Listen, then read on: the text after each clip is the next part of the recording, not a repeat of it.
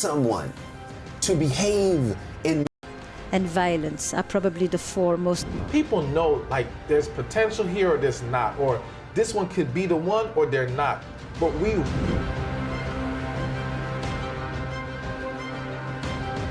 When you're frustrated in the relationship, when you're fighting, you're arguing, you're not seeing eye to eye. Yeah. Oh, great, great. You think they're the problem. Oh. They're not understanding you.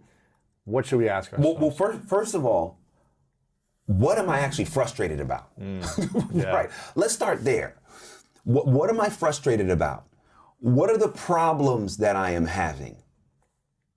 Because so often we don't even communicate with we're not even clear, right? What the problems are. What are the areas of frustration? What are the problems? And then, before you go and try to solve it, you then have to ask, what is my contribution? Mm-hmm. Because everyone is making a contribution to the very problems that they can't stand in their relationship. What is my contribution to this problem? Correct. Yeah. What is my contribution to the problem? Because because it's so easy. It's easy to point the finger. Yeah. But it's really hard to point the finger back at ourselves. It's really hard. Mm-hmm. And so before you start doing this and you're not doing right and you're wrong and you're pointing the finger at whoever you're in the relationship with, you start to do this assessment and say, okay, what's really the problem? What have I not been communicative enough? Have I not set my expectations? Have I been too harsh? Like, you gotta really start doing the assessment of yourself and then bring that conversation. And I think also to go even deeper is like, why is this triggering me? Exactly. Like, why is this a problem for me? Yes. Yes. Maybe it's not the other person's doing something to me, but the trigger of it is something I haven't healed or addressed from the past. Yes. And that's why I'm triggered. Yes. But they're just being them, and depending on the situation. But it's like, what's the root of this frustration for me? Dude, this is so true, and this is why I talk about this in the book. Mm-hmm. I talk about how expectations are the secret software that run our life. Yeah. And what I mean by that is that we don't actually sometimes react to life events. We react to our expectations of events. Right. So if situations or people exceed our expectation, we're happy. If situations or people don't, we're devastated. So what should we do? Have no expectations? No, you can't do that, because expectations are like blood pressure. Too high, it's not good. Too low, it's not good. Right. Because expectation, we need motivation. Expectations are hope, right? So we do have to have hope, but we've got to set it properly. Right. Because so often when our expectation is not set, to your point that you made, we end up reacting based upon an unset expectation. Right. And so it's not that what the person's doing is wrong. It's that we have not set expectations for ourselves. We haven't identified what those triggers are. We haven't identified, oh, wait a second. They're not the problem. It's how I'm looking at it is the problem. Mm-hmm. So in order to set expectations, I have every person that reads the book ask these two questions. One, is it realistic or unrealistic? How do you know? It comes down to one word. This is how you determine if your expectation is realistic or unrealistic. Control. What do you mean? Are you trying to be in control, or? If it's within your control to do it, you can expect it. It's a realistic expectation. If it's out of your control, you cannot expect it. So I'll give two examples. Your podcast is amazing. It's incredible. One of the most dynamic podcasts in the world. Thank you. No matter how hard you try, you cannot force somebody to go listen to it. No, Can't. I can hope. Hope. I can have a range of what I think people listen to. Yes, I can have a target. I can have a goal. But if you put an expectation of like, hey, it's got to be 1 million by next month. Right.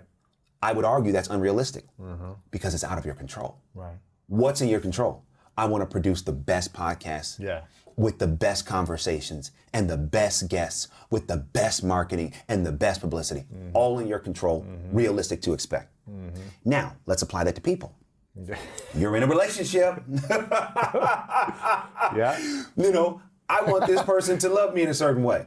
I want this person to, have this amount of sex. I want this person to go work out. I want this person to go eat. I want this person. Can't control that. You can't control it. You can communicate it. You can set up the structure for it. But you can't control it. Yeah. And so often, our expectations with others are unset. Why? Because we're trying to control what we don't. Mm-hmm. You and I only control ourselves and the remote, wherever the remote, that's it. Yeah. I can't control anybody else, ever. And too often, we spend so much energy trying to get someone to behave and live in the way that we want. Yeah. Instead of behaving in the way that we want, right? Living the way that we want. Mm-hmm. And if we live the way that we want, then whoever we're in the relationship with, either that is going to compel them to say, hey, you know what, I like what you're doing. And then you say, hey, I like what you're doing, so let's do that together. Right. Or it won't. But when we try to get somebody to be what we want them to be and do what we want them to do, that's called manipulation.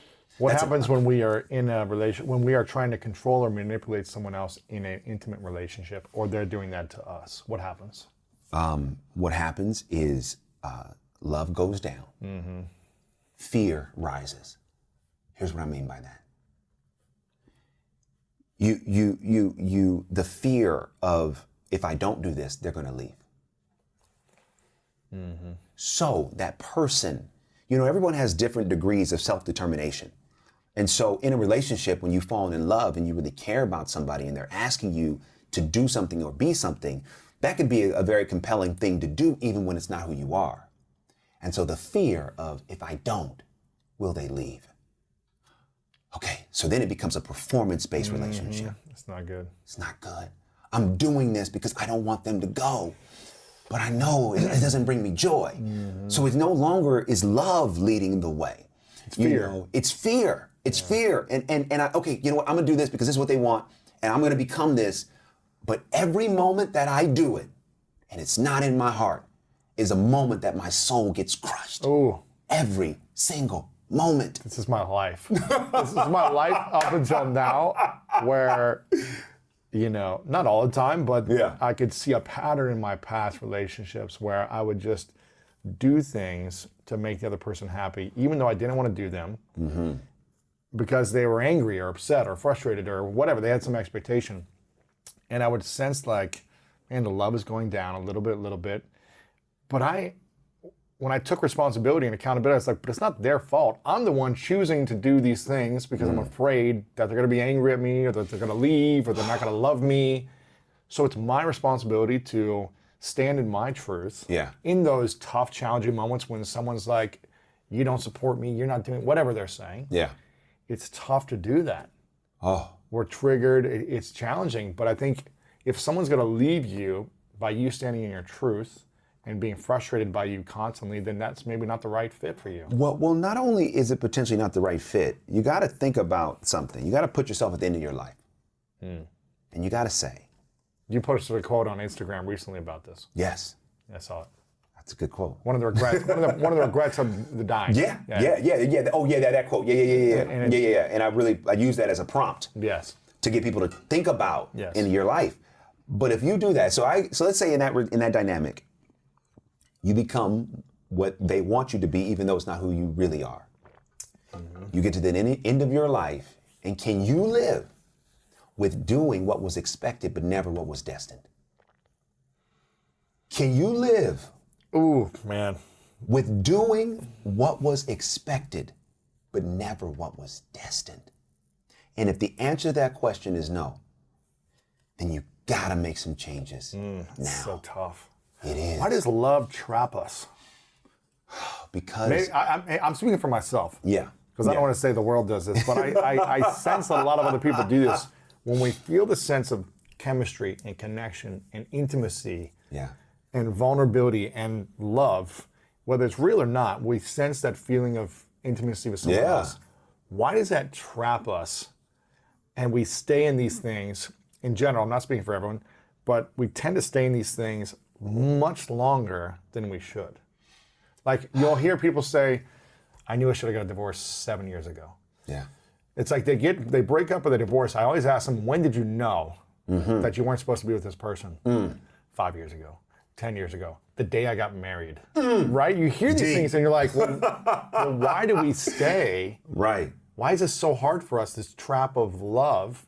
Right. Why don't we get out of it sooner? Right. I mean, there's so many reasons. The reason that comes to mind is worth, self-worth. We don't believe we're worth, or we're afraid we won't find something as good, or what do you mean? All of it. What I mean is that it can take a while for you to come into a revelation of what you're worth and that you are worthy to be happy and pursue happiness on your terms and come to the revelation that, this dynamic is no longer, making that contribution to my life. And not that they're bad and wrong. There you go. Right. Not that it's all their fault. There you go. It just wasn't the right fit. And for me, when you're in that situation, it can take a long time for you to get to the place where you feel enough worth, where you're ready to say, you know what, I'm going to endure the fear, I'm going to endure the challenges to make that kind of move. So when you talk about love, love cuts to the core of our worth because we all need it. Man. And when I say love, we all need love. I don't mean just romantic love. I'm just saying we all need to love and be loved. I think it's just part of our humanity. It's just part of how we were created. It's part of our divinity, right? God is love. God is in us. We love, right? And we serve. And so part of that love is, oh man, so much of it is focused on giving.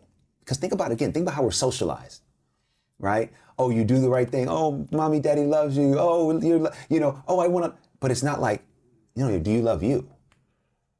Do you know you're worthy? Do you know that you are worth it? Do you love who looks back at you in the mirror? Do you love who looks back at you when you take the selfie? Because at the end of the day, love becomes complicated because we never actually get there with our worth and who we really are. And so we go into the relationship and we haven't really done the work. We kind of feel worthy. We don't quite feel loved, and we bring all of that. That's a recipe for this, And here's the thing, it's okay, right? Love is like a rocky sea, right? You know what I mean? We're on the boat, man, it's gonna be rocky. That's okay.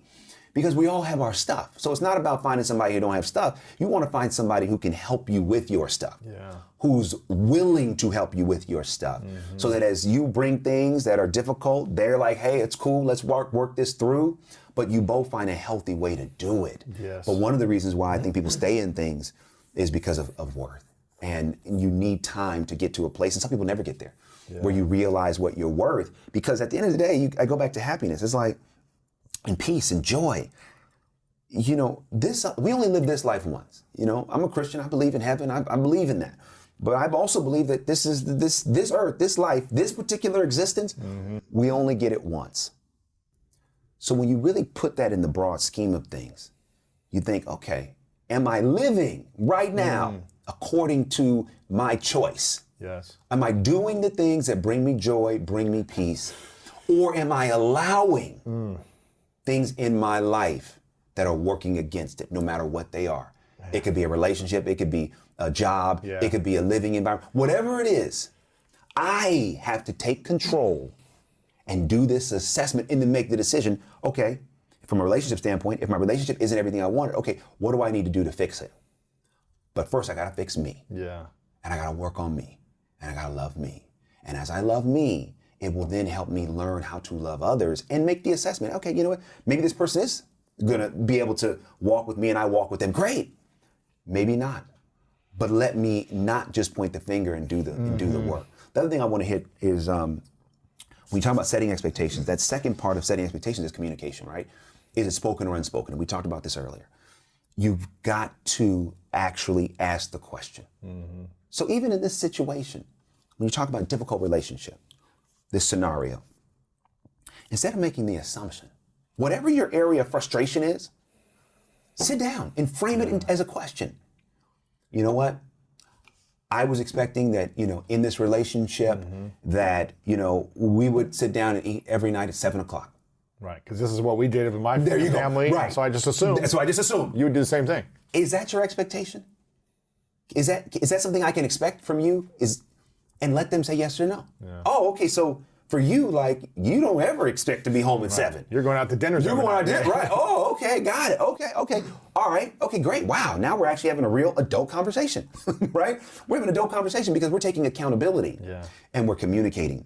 And so when it comes to setting expectations in any area of life, you got to know, is it realistic or unrealistic vis-a-vis control? And you got to ask, is it spoken or unspoken vis-a-vis communication? And when we start to do these tools, it does free us up. Because the reason why I wanted to write Live Free is because so often we're not. And when I say live free, what I mean is that when you and I live free, when anyone lives free, it means they are not under the mental, physical, or emotional control of anyone or anything. That's what living free is. Living free means, and so when we get into a situation and we start to feel like, ooh, this person is starting to feel like this person is making me mad or contributing to my discontent, then I would say to that person, okay, pause for a minute, pause for a second. It's super easy just to turn all your attention to what they're not doing, right? No. How do you want to feel in the situation? What will give you more power in the situation? What will give you more peace? Okay, you know what? I'm identifying that there are some things in my relationship that are incompatible. Yes. I am going to spend some time observing what those things are and identifying if there are certain things I can live with and what I can't. Right. And communicating about that. Communicating those areas that I can't to see if it's possible we can set our expectations together. The biggest challenge you'll find is when you communicate those things out of expectation or anger or frustration, the other person is probably not going to be able to receive it. If you're already making someone wrong for what they're doing or not doing, it's very challenging to have an adult conversation. Bro, and this is something I've been there before. I've done that, and I've received it. Yes. And it's challenging to do, but when you come from a place of 100% responsibility, accountability, and figuring, why is this triggering me? Why is this really affecting me? Dude.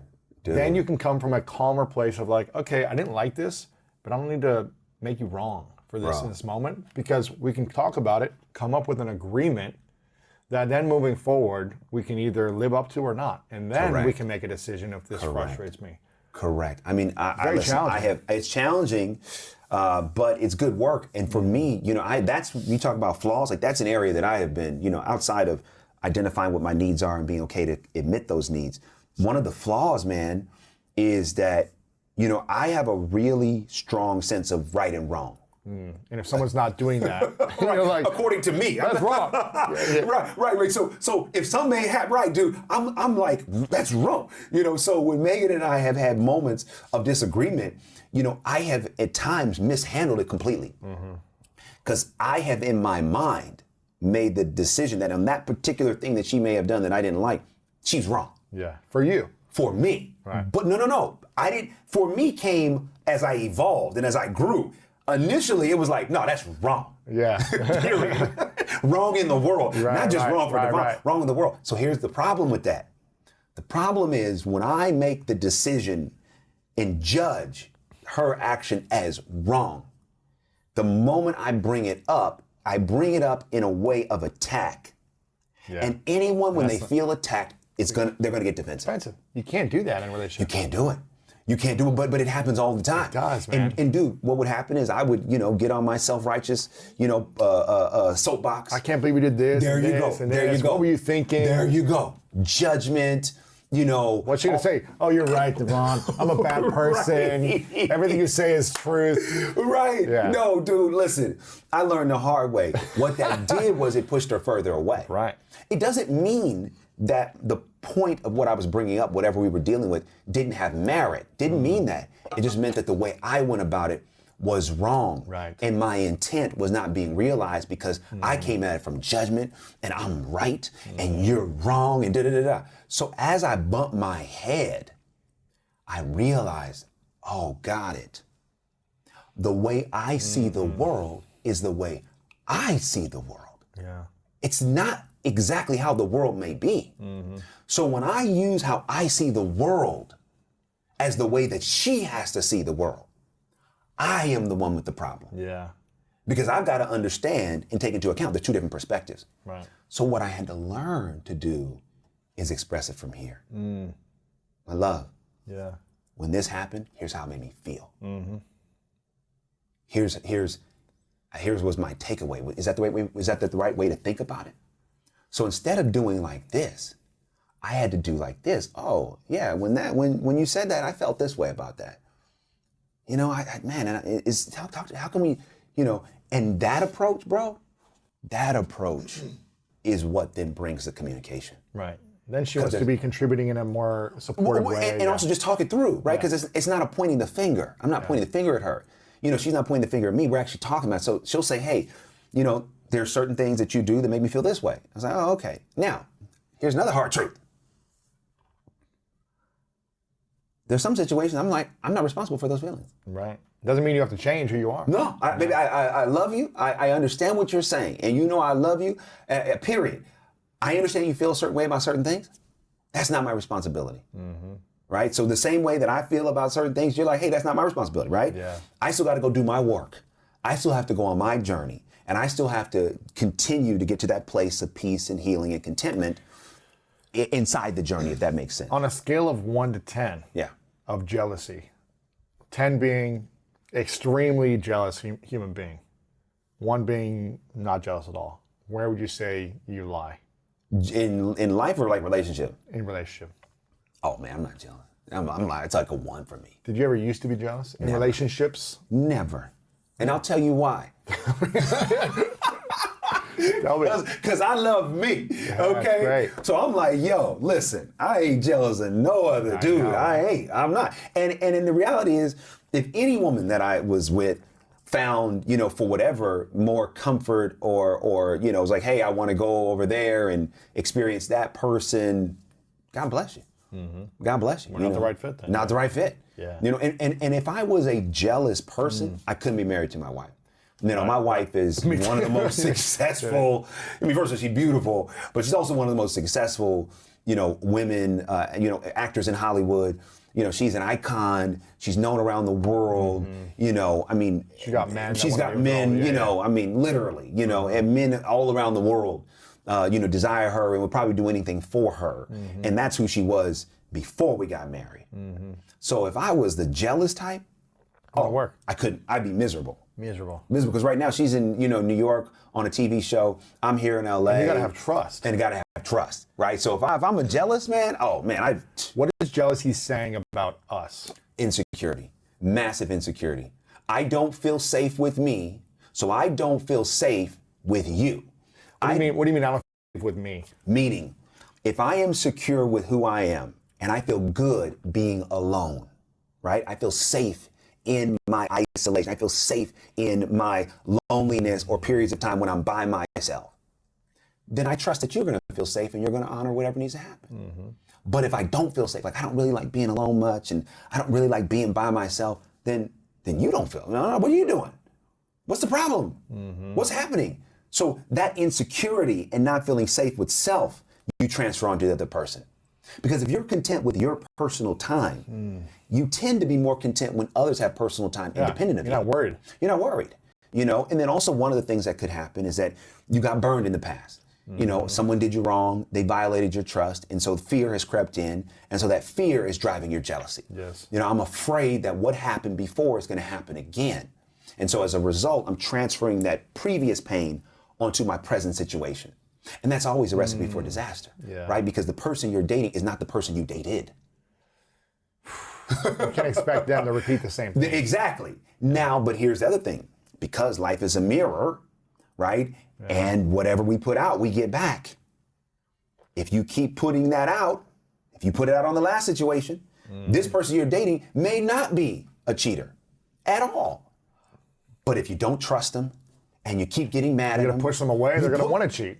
It's like, you know, again, everyone still has to be the keeper. Not saying it's okay, yeah. Right, but that energy that you're putting out is sometimes the energy you get back, even from somebody who may not be predisposed to do those sort of things. Yeah. Not saying it's your fault that someone breaks their integrity. Correct. But you might have influenced it. Correct. In a way. Correct. And so the person that's jealous has to, 1, get control of that security, and 2, get control of that fear. And also say, you know what? Listen, if that person I'm dating is foolish enough to step out on me, That's on them. that is on them. That's on them. Because they don't even realize what they just did. They don't even realize who they're missing out on. Right. Period.